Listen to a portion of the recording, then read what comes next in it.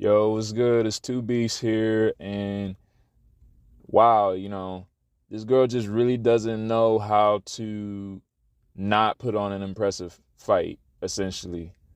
Yazmin Jauregui, hopefully I'm getting that pronunciation correct. For the purposes of this video, I'm gonna just continue to call her Jasmine with the American accent. But yeah, Jasmine, she showed out today. Was able to overcome adversity in that first round of, getting dropped momentarily. I want to say is more, I think it's like maybe either 50-50 or 60-40 in favor of, her being off balance versus the power of the punch combined with that, you know what I mean? Because she was able to recover pretty quickly, and we've seen worse, obviously. But yeah, man, was able to overcome that adversity, and I think the overall story of this one was pressure and aggression, mixed with the ability to make adjustments on the side of Jasmine. One of the things that the commentators pointed out that, you know, the reason she got dropped is because her head was on center line when she threw that kick.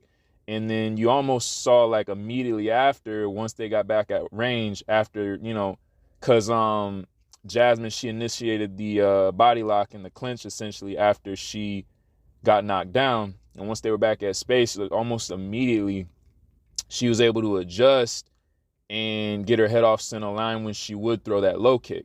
So ultimately, she showed an ability to face adversity, overcome it, and also adjust, you know what I'm saying? And ultimately, she was able to get the W via second round TKO. I always am one of the ones who, like for the fighters to really be able to give an opportunity to fight. I understand under the ununified rules that this was definitely something that was warranted for a stoppage, because ultimately, you know, she wasn't able to improve her position and get out of that bad situation. And Keith Peterson, he stepped in and did what he had to do or whatever. But yeah, it was just constant aggression. She didn't let up. And because Istela wasn't the biggest submission threat off of her back, she was a little bit more comfortable than you want to be in her extension and her ground and pound shots. But, like I said, she probably wasn't as fearful of the triangles and the arm bars from the bottom from Istela Nunes. So yeah, she ultimately got two knockdowns. The first one, Istela in the second round I'm talking about. The first knockdown caught her, and Istela was able to recover, get the clinch, and was able to recover from that. But then she got her with a second knockdown not too long after the first one, and then at that point, yeah, she didn't let her up. She even used like this kind of like this leg entanglement of some kind to kind of like pass the guard and keep landing hammer fists and elbows. And ultimately it was the ground and pound that eventually led to the stoppage. And yeah, man, Jasmine is very aggressive. She definitely has the gas tank to, go all three rounds with the pressure and everything. It'll be very interesting to see what she does next.